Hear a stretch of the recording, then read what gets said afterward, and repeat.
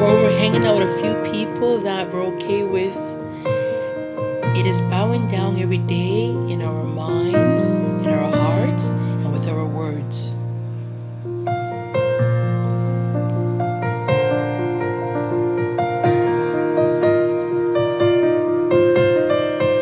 Today I'll be reading from Philippians chapter 4, verse 8. If you'd like to get your Bibles ready.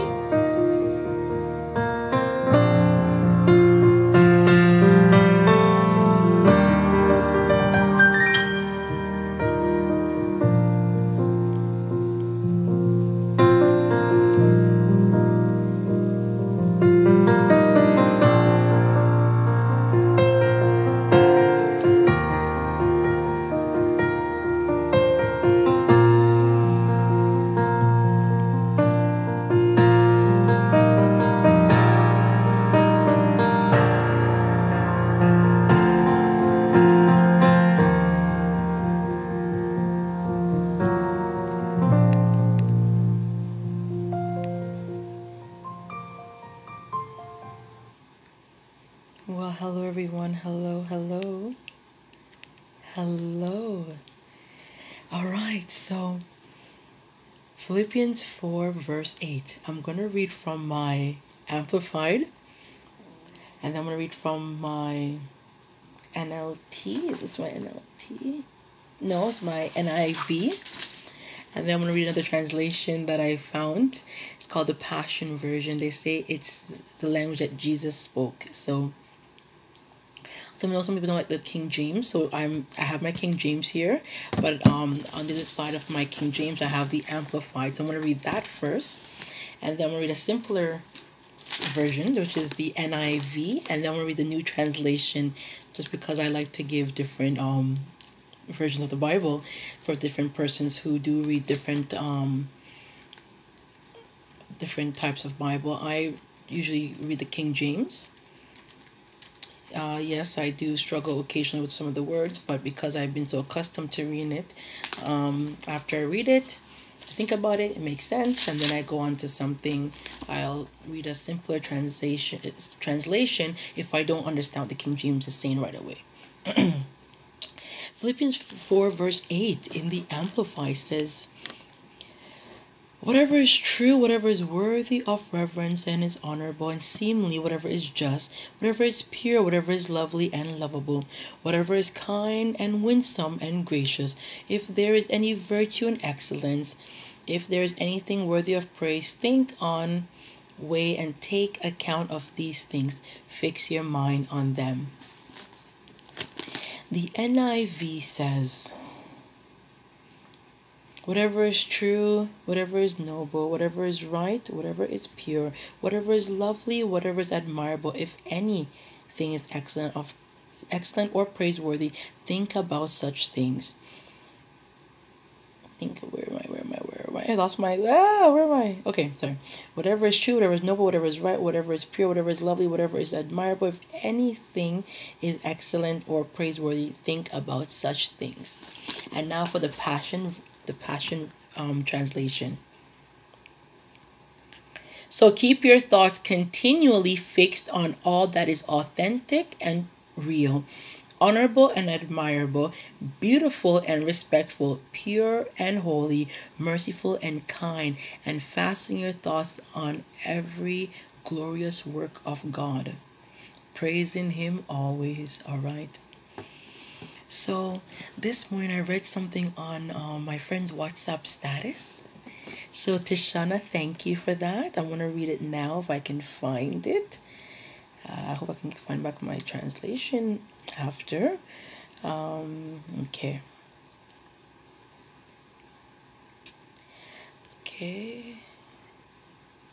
All right, so it says, "Easy to spot a yellow car when you are always thinking of a yellow car. Easy to spot opportunity when you are always thinking of opportunity. Easy to spot reasons to be mad when you are always thinking of being mad. You become what you constantly think about. Watch yourself." Yes, like the last part, watch yourself. We're so busy watching other people that if we watched ourselves, we we would fix up ourselves if we were watching ourselves more often, because we think watching everybody else and they're this and they're that and what they should fix. But if we're watching ourselves, we would see what we have to fix about ourselves. And so Philippians 4 verse 8, I really need to really do more of it. I really need to, the Bible says we must meditate on the word day and night. Joshua 1 verse 8. If we want to be successful in life, we must meditate on the word day and night. Yes, I might know 1 and 2, 3 words from Philippians 4 verse 8, but do I really know all the words? Do I know all the meaning? Because if I was meditating on it, I wouldn't be so concerned with people. Yeah, I go to work and there's some things happening. I'm thinking, really? Really? Why are you doing that? And then, I had a thought, and I think this is why the verse came to me while I was in the shower, because I have an issue. I have some triggers at work when people do certain things.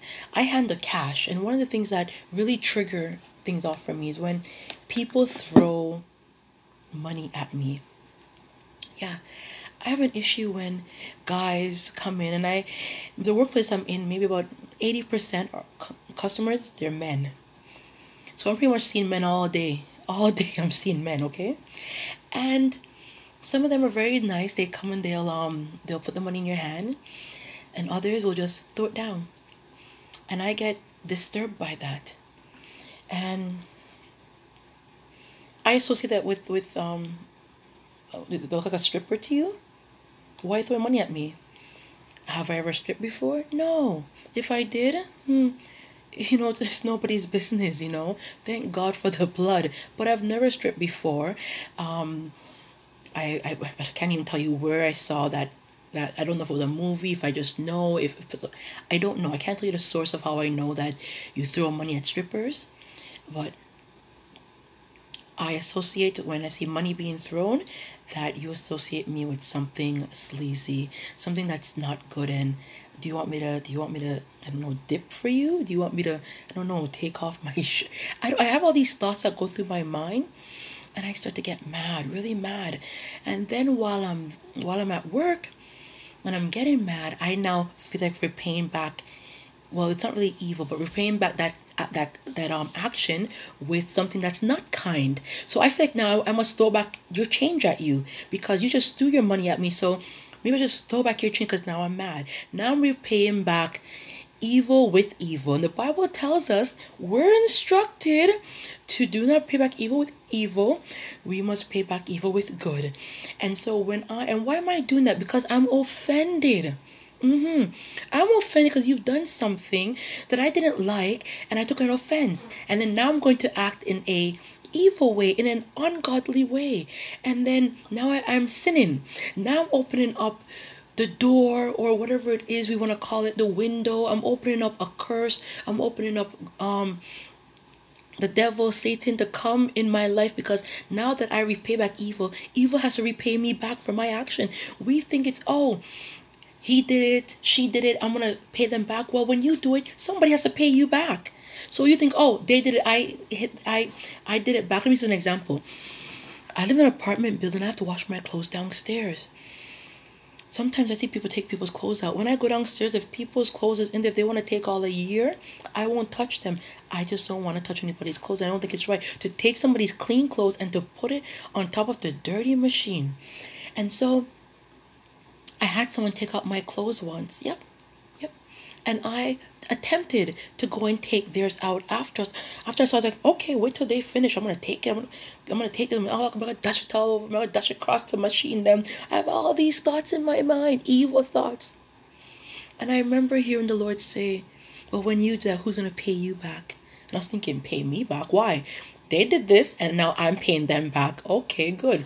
So you get hit, you hit back. Well, somebody has to hit you back, because this is how life works. We love to talk about the law of attraction. We love to talk about it in a positive way. Oh, you think positive thoughts, this, if you think negativity is going to come to you, it's the same thing. If you pay back evil for evil, someone's going to have to pay you back. It just keeps going. When you pay back evil with good, then God blesses you. So now let's back up. Talking about the mind, we're supposed to think on things that's good and lovely and praiseworthy and good report and virtues, all these wonderful things. But sometimes So what do I have to do? I have to now identify that this thing is a problem for me, and I have to now look at it in a different viewpoint. I have to now to be forewarned. They say is to be forearmed, and so I'm forewarned with this understanding and knowledge that I don't like this behavior. So I can look at it two ways. If I continue to get upset, it's gonna ruin my day. It's gonna also ruin my great customer service that I try to give to customers. And I have to just think, maybe, you know what, that's just what they know. They're just used to doing it. Maybe they're not even thinking anything. And why do I associate with that only with stripping? Maybe they weren't thinking, they're just quickly getting the change out. Maybe that's what they do. Maybe, I don't know. I need to change the way I see that behavior. And then from there, then I won't get offended. I want to mention a verse in Proverbs. I think it's Proverbs 19 verse 11. Proverbs 19 verse 11 says, good sense makes a man restrain his anger, and it is his glory to overlook a transgression or an offense. Jesus tells us that offense must come. I don't want to talk too much about offense on here because I've done many videos on offense. I'll also send those following this video. I've spoken on offense, not one time, not two times, I think maybe about 3 times I've done videos on offense. And offense comes in different ways. We're offended for ourselves, we're offended for others, and we take on people's offense at times. And sometimes people think this, but we're mad with somebody because they've done something to somebody that we know, and we're getting ourselves in trouble for that. But this all comes down to being offended. And why are we offended? We ought not to think much about ourselves. Who are we? Who are we to think we're special? Yeah, we have no rights. As people in the kingdom of God, we have no rights. We don't have rights to our own way, our own opinion, or not even to our feelings.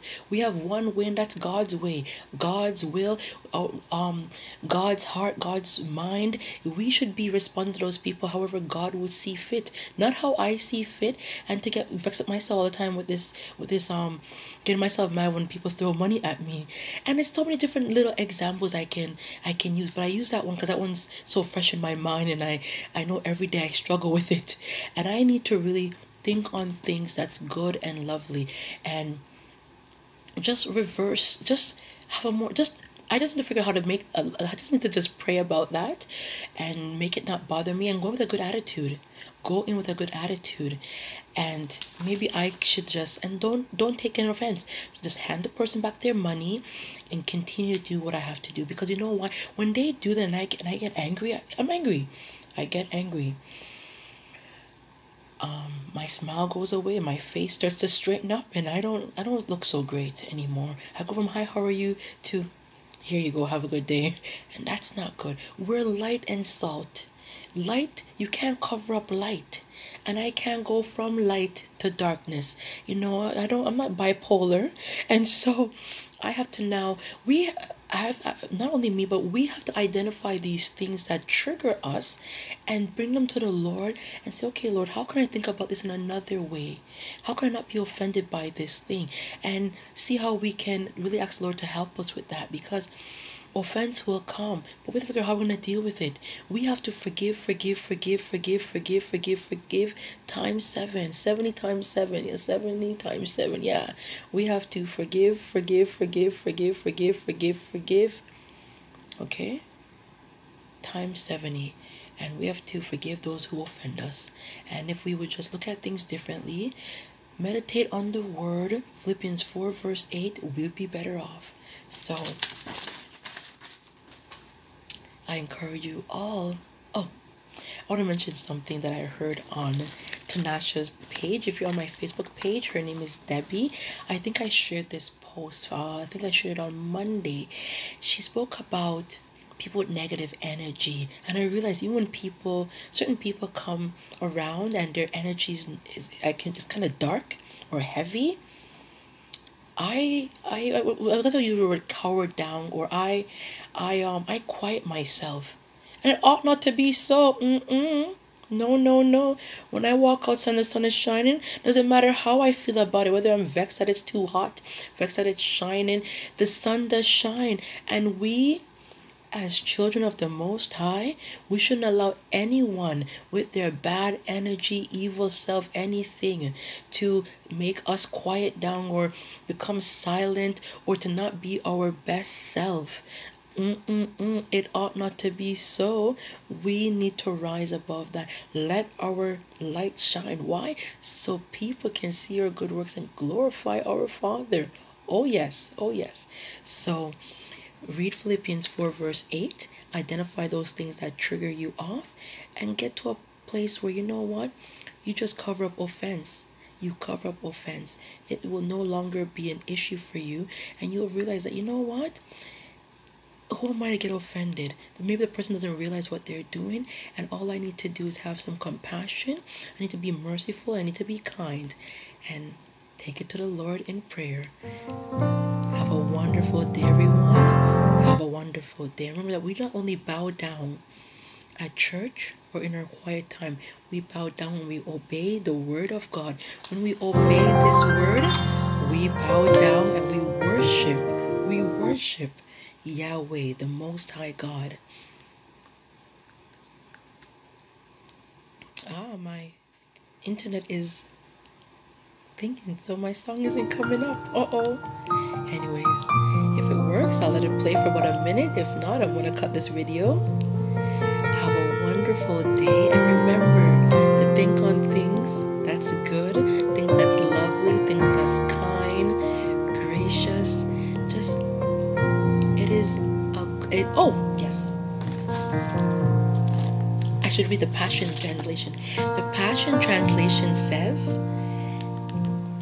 you are virtuous when you overlook an offense. Wow. Don't you want to be virtuous? Yeah. And the Amplified said that it is good sense. Yes. And if you know that you have sense and you have good sense,